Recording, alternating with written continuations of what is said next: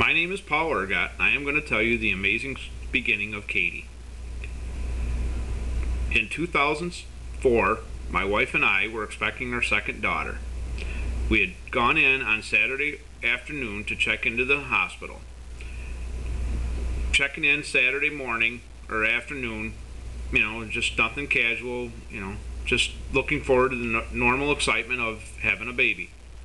We had settled into the room and just sat back, got settled in, played cards, read books, chit-chatted.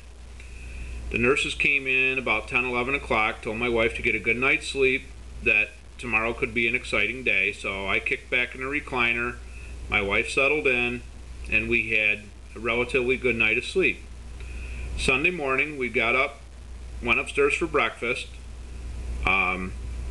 just casual breakfast, came back downstairs. During the time we were up there, my mother came in, and my wife's nurses were in the room, and I had walked into the door rubbing my chest, and the nurses asked me what was wrong. And I said that I was just feeling some tightness in my chest, and that, it wasn't a big deal. Well, the nurses and my wife and my mother persuaded me to have my blood pressure checked, so upon the nurses checking my blood pressure, realized that it was quite high and that I needed to be checked into the hospital for observation. So the nurses, my mother and my wife, had gone over to the emergency room with me to be checked in and to find out what can be done if my wife went into labor. With the discussions with the nurses and the doctors there in the emergency room, that once I had been checked in, I could not leave to go over to be with the delivery. So my wife had gone back to her room and was quite upset. I couldn't be there for the birth, and her doctor had told her that it wasn't going to do her any good to be upset. So they discharged her after 16 hours of labor and told her to wait until after I was discharged, and then we could come back in and go through the delivery. I had gone through my 24 hours of labor. I was discharged on Monday afternoon, gone home and spent the night with my wife.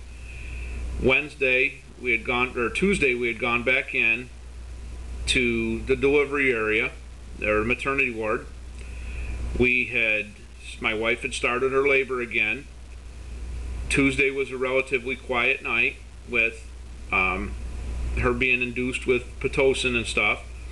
Wednesday we woke up, started out kind of quiet. The nurses came in and wanted to check and see if my wife was dilating, and just as she stood up, she thought her water had broke, and the nurses told her to just go lay down on a bed and that they would check and see if it was.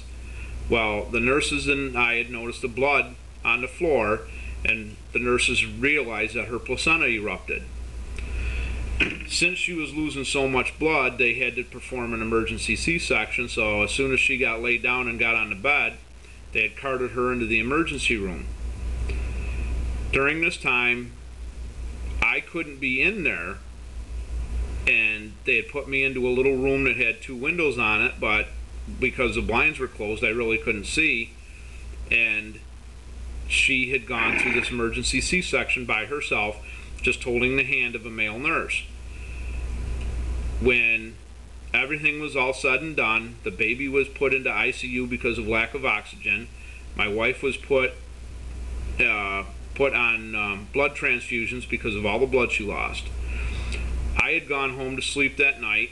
My wife was getting her rest, and I guess during the night she had to have several blood transfusions because of the loss of blood.